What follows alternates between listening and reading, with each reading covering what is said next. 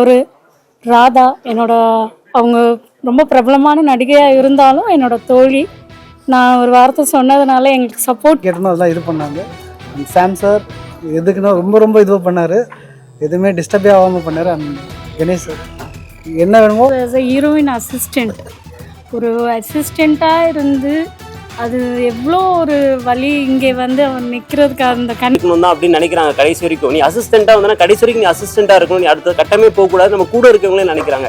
அது கிடையாதுங்க. இங்கே இருக்க எல்லாருமே மேலே வரணும். எல்லாருமே வந்து நாங்கள் டாக்குமெண்ட்ரியாக போட்டிருக்கோம் ராஜராஜ சோழனோட ஃபேஸை பற்றி, அப்புறம் அவரோட ரியல் டெத் எப்படி இருந்தது லாஸ்ட் காலத்தில். ஏதாச்சும் ஒன்று பண்ணிக்கலாம் அப்படின்னு சொல்லிட்டு நான் ஸ்டார்ட் பண்ணது தான்.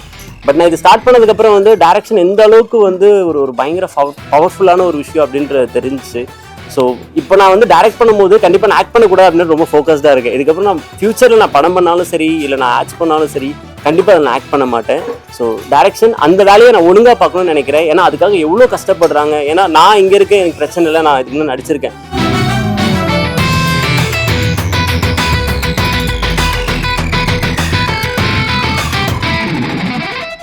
ராதிகா. ஸோ இந்த ரியா கிரியேஷனோட ஃபவுண்டர். அண்ட் இந்த நேரத்தில் வந்துட்டு நான் எல்லாருக்குமே வந்துட்டு நன்றி சொல்லணும். ஸோ இங்கே வந்த அனைத்து ப்ரெஸ்ஸுக்கு ஃபஸ்ட்டு ரொம்ப தேங்க்ஸ். இதை நல்லபடியாக கொண்டு ரீச் பண்ணி கொடுங்க. எங்களோட ஃபர்ஸ்ட் அட்டம்ஸ் ஆஸ் அ ப்ரொடக்ஷனாக 15 வருஷமாக வந்து கேஸ்டிங் டைரக்டராக அடிப்பட்டு மிதிப்பட்டு இப்போ வந்துட்டு அடுத்த இலக்கு நோக்கி போயிட்டுருக்கோம். ஆக்ட் ஃபிலிம் ப்ரொடக்ஷன் ஸ்டார்ட் பண்ணியிருக்கோம். என்னோடய டைரக்டர் விஜய் சாம்க்கு இந்த நேரத்தில் ரொம்ப நன்றி சொல்கிறேன். இஸ் நாட் ஒன்லி டைரக்டர், என்னோட பிரதர். அண்ட் என்னோட கோ ப்ரொடியூசர், எக்ஸிக்யூட்டிவ் ப்ரொடியூசர், என்னோட அடியாள் எல்லாத்துமே வந்து என் தம்பி கணேஷ். அண்ட் என்னோட டைரி சொன்ன மாதிரி என்னோட எல்லா கஷ்டம் நஷ்டம் எல்லாமே என் தம்பிக்கு தெரியும். And Vijay photographer, top angle ஃபோட்டோகிராஃபிக்கு இந்த நேரத்தில் ரொம்ப நன்றி. ஏன்னா அவரோட எக்ஸ்பீரியன்ஸுக்கு வந்துட்டு ஏதோ பண்ணுறாங்க அப்படின்ட்டு இல்லாமல் எங்களுக்கு வந்து முழு நேர சப்போர்ட் கொடுத்து அவரோட டீமோட எங்களுக்கு சப்போர்ட் கொடுத்ததுக்கு அவருக்கு ரொம்ப தேங்க்ஸ். அண்ட் பிரஜன் சாருக்கு வந்து ரொம்ப ரொம்ப நன்றி. நாங்கள் ரொம்ப லாஸ்ட் மினிட்ல தான் அவர் வந்துட்டு இன்வைட் பண்ணியிருந்தோம். அவர் பிக் பாஸ் ஃபேம், இப்போ ரீசெண்ட் ஃபேம், எந்த ஒரு ஆட்டிடியூடும் இல்லாமல் எங்களுக்காக டைம் ஒதுக்கி வந்து எங்களுக்காக நிறைய விஷயங்கள் பேசினார். திருமலை சாருக்கு ரொம்ப நன்றி. ராணவ், அவர் வந்து என்னோட கூட பிறக்காத ஒரு தம்பி. நான் எந்த நேரத்தில் எப்போ எந்த விஷயமா இருந்தாலுமே நான் ஷேர் பண்ணியிருக்கேன். அவர் ராதா என்னோட அவங்க ரொம்ப பிரபலமான நடிகையாக இருந்தாலும் என்னோட தோழி. நான் ஒரு வார்த்தை சொன்னதுனால எங்களுக்கு சப்போர்ட் பண்ணணும், இவங்க ஒரு புது டீம், ஒரு புதுசாக இருக்கிறாங்களே இவங்களுக்கு எதுக்கு அப்படின்னு நினைக்காம ஒரு கேலண்டர் லான்ச் வந்துட்டு நிறைய வெளிநாட்டில் நாங்கள் பார்த்துருக்கோம். தமிழ்நாட்டில் சென்னையில் வந்துட்டு இந்த மாதிரி பெருசாக இல்லாது அப்படின்றது நாங்களாக வந்துட்டு சரி ஓகே ஒரு இனிஷியேட் பண்ணலாம் அப்படின்ட்டு இது மூலிமா வந்துட்டு நிறைய ஆர்டிஸ்ட்டுக்கு வந்து எவ்ரி இயர் வந்துட்டு நாங்கள் வந்து வாய்ப்புன்றதை தாண்டி அவங்களுக்கு ஒரு நல்ல ஓப்பனிங் பிளாட்ஃபார்மாக இருக்கும்னு நினைக்கிறோம். மீடியா எல்லாருக்கும் நன்றி. தயவு செஞ்சு இதை கொண்டு போய் சேர்த்து எங்களை வந்து அடுத்த கட்டத்துக்கு அடுத்த வருஷம் உங்களோட ஒரு நல்ல ஒரு மூவி ப்ரெஸ் மீட்டில் மீட் பண்ணணுன்ட்டு நான் வாழ்த்து கேட்டு வணங்குகிறேன். தேங்க்யூ. இது ஆக்சுவலி வந்து நம்ம நிறைய இன்ஃப்ளூயன்சர்ஸ் அந்த மாதிரி பார்க்குறது தான். இது நிறைய இப்போ கேஸ்டிங் டைரக்டர்ஸ்க்கு வந்துட்டு இது யாரையும் ஹர்ட் பண்ணுறதுக்காக சொல்லலை. கேஸ்டிங் டைரக்டருக்கு அங்கீகாரன்றது கிடையவே கிடையாது, எஸ்பெஷலி இன் சவுத் சினிமாவில். நான் மும்பை ஏஜென்சியில் ஒர்க் பண்ணும்போது வந்து கேஸ்டிங் டைரக்டருக்கு வந்து கேரவன் முதற்கொண்டு வந்து கொடுக்கறது, ஃப்ரெஷ் ஜூஸ் கொடுக்கறது, அந்த மாதிரிலாம் வந்து பார்க்கும்போது இங்கேயே அந்த கேஸ்டிங் டைரக்டருக்கு வந்துட்டு பெருசாக இம்பார்ட்டன்ஸ் இல்லை அப்படின்றது வந்து நாங்களாக வந்து ஒரு இனிஷியேட்டிவ் எடுத்து சிஃப் சிடிசிஎம்ஏன்னு ஒரு அசோசியேஷன் ஆரம்பித்து அதில் ஒரு ஈவெண்ட் நல்லபடியாக நடத்தணும். பட் ஸ்டில் அந்த ரெகக்னைஸ் வந்து எங்களுக்கு பெருசாக இல்லாததுனால சரி நம்ம ஒரு இனிஷியேட் பண்ணுவோம் அப்படின்றதுனால தான் ஒரு கேலண்டர் லான்ச், ஆக்சுவலி ஒரு புக் டைரக்டரி மாதிரி ஒரு மேகசின் லான்ச் பண்ணணுன்றது தான் எங்களோட விருப்பம். But every year every table டாப்பில் வந்துட்டு பர்சனலாக ஹார்ட் டச்சிங்காக இருக்கும். ஒவ்வொரு மாதம் ஒவ்வொரு மாடல் பார்க்கும்போது இந்த பொண்ணுக்கு ஒரு வாய்ப்பு நம்ம ஏன் கொடுக்கக்கூடாதுன்னு ஏதாவது ஒரு டைரக்டர், ஏதாவது ஒரு ப்ரொடியூசர், ஏதாவது ஒரு ஹீரோ ஒரு சின்னதாக ஒரு பொறி தட்டினாலும் அந்த கிரெடிட் வந்து ரியா கிரியேஷன்ஸ்க்கு வரும்னு நாங்கள் நம்புகிறோம். இதில் வெறும் ஆட் மட்டும் தான் பண்ண போகிறீங்க, ஃபியூச்சர் ஃபிலிம் இல்லை ஷார்ட் ஃபிலிம்ஸ் அந்த மாதிரி எதுவும் பண்ண போகிறீங்க? நாங்கள் ஆல்ரெடி வந்துட்டு எங்கள் டைரக்டர் விஜய் சாம் வந்து ஒரு இனிஷியேட் பண்ணியிருக்காரு. ஆல்ரெடி வந்து ஒரு படத்தை நோக்கி போயிட்டுருக்கோம். ஒரு ப்ரொடக்ஷன் வந்துட்டு நெக்ஸ்ட் இந்த 2026 மேக்குள்ளே நாங்கள் பண்ணுவோம். பூஜைக்கு உங்கள் எல்லாரையும் கூப்பிடுவோம் அப்படின்னு நம்புகிறோம், கடவுளையும் நம்புகிறோம். இது மெயினாக வந்து ஃபோக்கஸ் பண்ணுறது வந்து அட்வர்டைசிங் ஏஜென்சி தான். ஸோ இதில் ப்ளே பண்ண வீடியோஸ் எல்லாமே வந்து நம்ம ரியா கிரியேஷன்ஸில் ஆட் ஃபிலிம் ப்ரொடக்ஷனாக தான் ஸ்டார்ட் பண்ணோம். 2027 வந்துட்டு இது ஒரு ப்ரொடக்ஷன் கம்பெனியாக மாறுறதுக்கு கொஞ்சம் வாய்ப்புகள் இருக்கிறது.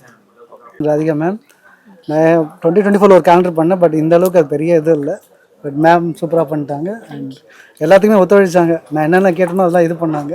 அண்ட் சாம் சார் எதுக்குன்னா ரொம்ப இதுவாக பண்ணார், எதுவுமே டிஸ்டர்பே ஆகாமல் பண்ணார். அண்ட் கணேஷ் சார் என்ன வேணுமோ சார் 10 நிமிஷம் பண்ணிடுறேன்னு சொல்லுவார். ஸோ இது நெக்ஸ்ட் அகெயின் மாதம் வேறு ப்ராஜெக்டில் வரணும்னு வாழ்த்துறேன். தேங்க்யூ. வணக்கம். ஃபர்ஸ்ட் டைம் ஸ்டேஜில் நிற்கிறேன்.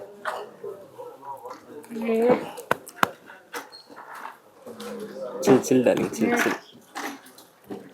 அக்கா, இது எல்லாருக்கும் காரணம் அக்கா தான். அப்புறம் சாம்பிளோ. சில் darling. He started his career as a heroine assistant. ஒரு அசிஸ்டண்ட்டாக இருந்து அது எவ்வளோ ஒரு வலி. இங்கே வந்து அவன் நிற்கிறதுக்கு அந்த கண்ணீருக்குண்டான காரணம் எனக்கு தெரியும். ஏன்னா என்னோட ஹீரோயின்ஸ்க்கு வந்துட்டு இவர் என்னை விட எவ்வளவோ சின்ன பையன். ஸோ நான் வந்து 15 வருஷமாக இருக்கேன் அப்படின்னா என்னோடய ஸ்டார்டிங் என்னோடய ஹீரோயின் கெரியர் நான் ஸ்டார்ட் பண்ணும்போது என்னோடய கேஸ்டிங்கில் தம்பி தான் வந்து அசிஸ்டண்ட்டாக இருந்தார். இப்போது அசிஸ்டண்ட்லேருந்து ப்ரொடக்ஷன் மேனேஜர்லேருந்து எக்ஸிக்யூட்டிவ் ப்ரொடியூசர், இப்போ கோ ப்ரொடியூசர், நாளைக்கு மெயின் ப்ரொடியூசர். அதான் எல்லாருக்குமே நன்றி. ஆக்சுவலி வந்து கணேஷ் அழுததுக்கு காரணம் என்ன, சும்மா கேமரா பார்த்துட்டோம் அதுக்காக ஒரு எமோஷனல் அழணும் அப்படின்ட்டுலாம் இல்லை. அதுக்கு முன்னாடி நிறைய பெயின் இருக்குது. என்னன்னா இங்கே வந்தால் வந்து நீ ஒரு வேலை செஞ்சனா அந்த வேலையிலேயே இருக்கணும் தான் அப்படின்னு நினைக்கிறாங்க கடைசி வரைக்கும். நீ அசிஸ்டண்ட்டாக வந்தனா கடைசி வரைக்கும் நீ அசிஸ்டண்ட்டாக இருக்கணும், நீ அடுத்த கட்டமே போகக்கூடாது, நம்ம கூட இருக்கவங்களே நினைக்கிறாங்க. அது கிடையாதுங்க. இங்கே இருக்க எல்லாருமே மேலே வரணும், எல்லாருமே உழைச்சி தான் மேலே வரணும்னு நினைக்கிறாங்க, தவிர சும்மா வந்து ஊர் சுற்றிட்டு வந்து மேலே வரணும்னு நினைக்கல. ஸோ அதனால் வந்து கூட இருக்கவங்களே தயவு செஞ்சு இதை பண்ணக்கூடாது அப்படின்றது என்னோட தாழ்மையான கருத்துக்கள். டார்லிங், இன்னும் நீங்கள் மேலே வரணும், அதுக்கு என்னோட விஷஸ். ஸோ கஷ்டப்படுற எல்லாருமே வந்து நல்ல ஒரு நிலைமைக்கு போகணும். எல்லாருக்கும் வணக்கம். ரொம்ப thanks first Riya creations, Radhika அக்காவுக்கு.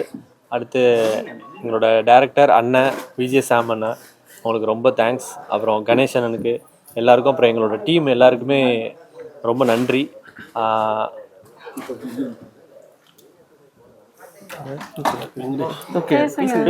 எல்லாருக்கும் ரொம்ப தேங்க்ஸ்.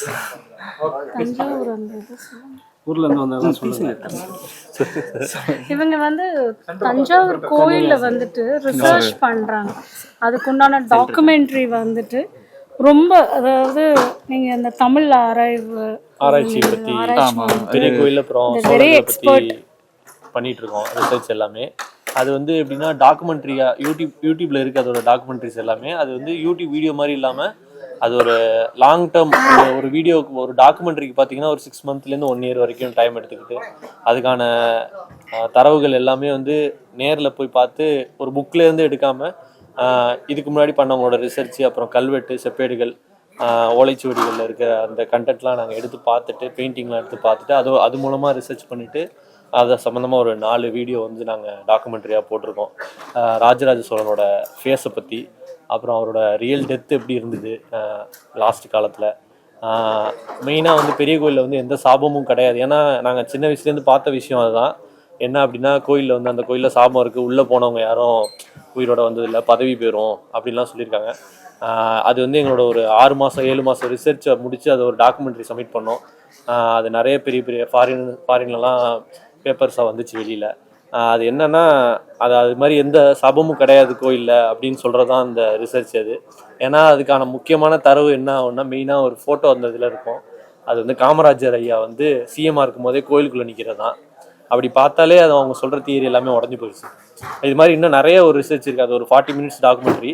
உங்களுக்கு டைம் இருந்தால் நீங்கள் அதை பாருங்கள். அது ஒரு 7 மந்த் ரிசர்ச். அது தேங்க்யூ. ஸோ எல்லாருக்கும் வணக்கம். ரொம்ப ஒரு ஹாப்பியான மூமெண்ட் இது. ஃபஸ்ட்டு ப்ரெஸ் உங்கள் எல்லாருக்கும் ரொம்ப தேங்க்ஸ். ஏன்னா எல்லாருமே வந்து ஒரு பெரிய விஷயத்துக்காக தான் வருவோம் அப்படின்ட்டு இல்லாமல் இந்த மாதிரி சின்ன விஷயம் பண்ணாலும் நாங்கள் சப்போர்ட் பண்ணுவோம் அப்படின்னு சொல்லிட்டு நீங்கள் எல்லாருமே வந்திருக்கீங்க. ஸோ உங்கள் எல்லாருக்குமே என்னுடைய மனமார்ந்த நன்றிகள். ஏன்னா நீங்கள் இல்லைன்னா இப்போ எந்த ஒரு இதுவுமே வந்து ஒரு ஸ்டெப்பு கூட மூவ் ஆகாது. சோஷியல் மீடியாவில் நீங்கள் தான் ப்ரொமோட் பண்ணுறீங்க. ஸோ ஆர்டிஸ்ட்டாக இருக்கட்டும், படமாக இருக்கட்டும், ஸோ சின்ன சின்ன எந்த விஷயம் பண்ணாலுமே அதை மக்கள்கிட்ட கொண்டு போய் சேர்க்கறது நீங்கள் தான். ஸோ அந்த மாதிரி வந்து எங்களுக்கு இந்த சப்போர்ட் கொடுத்ததுக்கு ரொம்ப ரொம்ப தேங்க்ஸ் உங்களுக்கு. அண்ட் இன்றைக்கி இந்த ஈவெண்ட்டுக்கு வந்த எல்லா சீஃப் கெஸ்ட்க்கும் ஸோ என்னுடைய மனமார்ந்த நன்றிகள். ஏன்னா எல்லாருமே ஒரு சைடில் ஒரு பெரிய ஆளுங்க. ஸோ அவங்களுமே வந்து இது ஒரு கேலண்டர் லான்ச் அப்படின்லாம் நினைக்காம இது ஒரு பெரிய விஷயமா நினச்சி வந்து எங்களுக்கு அவ்வளோ சப்போர்ட் கொடுத்தாங்க. ஸோ அவங்களுக்கு என்னுடைய தேங்க்ஸ். அண்ட் என்னோட டீம் அக்கா அண்ட் கணேஷ் டார்லிங். ஸோ இவங்க 2 பேர் வந்து இன்றைக்கி இந்த ஈவெண்ட் நடக்குதுன்னா இதுக்கு எவ்வளோ ஃபேஸ் பண்ணோம் அப்படின்றது எங்களுக்கு தான் தெரியும். ஸோ நாட் ஈவன் படத்துக்கு மட்டும் கஷ்டம் இல்லைங்க, இந்த மாதிரி சின்ன ஈவெண்ட் பண்ணாலும் அதுக்கு வந்து ஃபினான்ஷியலாகவும் சரி அது இதுன்னு சொல்லிட்டு நிறைய பிரச்சனைகள். ஸோ அது எல்லாத்தையும் ஹேண்டில் பண்ணி இன்றைக்கி இந்த ப்ராஜெக்டை வந்து உங்கள் கண்ணு முன்னாடி கொண்டு நிறுத்துறதுக்கு ஸோ 2 பேரும் பயங்கரமாக கஷ்டப்பட்டுருக்காங்க. ஸோ தேங்க்யூ ஸோ மச் 2 பேருக்கும். அண்ட் என்னோட டோட்டல் டீம். ஸோ டெக்னீஷியன்ஸ் இல்லைனா எந்த ஒரு ப்ராஜெக்ட்டுமே ஒரு ஸ்டெப் கூட மூவ் ஆன் ஆகாது. ஸோ அது மட்டும் இல்லாமல் அது எந்த டெக்னீஷியனாலும் இருக்கணும். ஸோ அந்த நம்மளுக்கு ஃபுட்டு கொடுக்குறவங்க கூட வந்து ஸோ அவங்க இல்லைன்னு வச்சுக்கோங்களேன், அந்த வேலை எனக்கு ஒழுங்காக நடக்காது அப்படின்னு நினைக்கலாம். ஸோ A to Z என்னோட டெக்னீஷியன்ஸ் எல்லாருக்கும் thank you darlings, thank you so much. So நீங்கள் இல்லைனா இன்னைக்கு இந்த அளவுக்கு எதுவுமே நடந்திருக்காதுன்னு நினைக்கிறேன். ஸோ உங்களுக்கு ரொம்ப தேங்க்ஸ். பெண்களா இருக்காங்க, ஆண்களுக்கு இல்லை அது நெக்ஸ்ட் வந்து அதுதான். என்னன்னா எல்லாருமே வந்து ஃபர்ஸ்ட் வந்து ஃபீமேல் மாடல்ஸ் தான் டக்குன்னு ஃபோக்கஸ் வந்து அங்கே தான் ஆகுது. யாரை கேட்டாலும் வந்து பொண்ணுங்க இல்லையா அப்படின்ற மாதிரி தான் கேட்குறாங்க. ஸோ இந்த வாட்டி நாங்கள் ஃபீமேல் பண்ணியிருக்கோம். பட் நெக்ஸ்ட் டைம் வந்து ஷுவராக வந்து மேல் மாடல்ஸ் இருப்பாங்க. நாங்கள் சத்தியம் பண்ணி சொல்கிறோம். ஆக்டிங்ல இருந்து இப்போ டைரக்ஷன் ஓகே. ஆக்டிங் இல்லை, நான் நடுவில் வந்து சரி நம்மளுக்கு வேலையே இல்லை சுத்தமாக, நம்மளே ஏதாச்சும் ஒன்று பண்ணிக்கலாம் அப்படின்னு சொல்லிட்டு நான் ஸ்டார்ட் பண்ணது தான். பட் நான் இது ஸ்டார்ட் பண்ணதுக்கப்புறம் வந்து டைரக்ஷன் எந்த அளவுக்கு வந்து ஒரு பயங்கர பவர்ஃபுல்லான ஒரு விஷயம் அப்படின்றது தெரிஞ்சிச்சு. ஸோ இப்போ நான் வந்து டைரக்ட் பண்ணும்போது கண்டிப்பாக நான் ஆக்ட் பண்ணக்கூடாது அப்படின்னு ரொம்ப ஃபோக்கஸ்டாக இருக்கேன். இதுக்கப்புறம் நான் ஃபியூச்சரில் நான் படம் பண்ணாலும் சரி இல்லை நான் ஆக்ட் பண்ணாலும் சரி கண்டிப்பாக நான் ஆக்ட் பண்ண மாட்டேன். ஸோ டைரக்ஷன் அந்த வேலையை நான் ஒழுங்காக பார்க்கணும்னு நினைக்கிறேன். ஏன்னா அதுக்காக எவ்வளோ கஷ்டப்படுறாங்க. ஏன்னா நான் இங்கே இருக்கேன், எனக்கு பிரச்சனை இல்லை, நான் இதுக்கு முன்னாடி நடிச்சிருக்கேன். டைரக்ஷனுக்காகவே வந்து ஊர்லேருந்து வந்து ரூமில் தங்கி சாப்பாடு இல்லாமல் ஒரு சில பேர்லாம் டீ மட்டுமே குடிச்சு வாழ்ந்துருக்கோம்லாம் சொல்கிறாங்க. ஸோ அவங்களெலாம் பார்க்கும்போது வந்து நான் பண்ணுறதுலாம் ஒன்றுமே கிடையாது. எனக்கு வாய்ப்பு கிடைச்ச மாதிரி அவங்களுக்கும் வாய்ப்பு கிடைக்கணுன்றதான் என்னோட ப்ரேயர்ஸ் அண்ட் என்னோட விஷஸ்.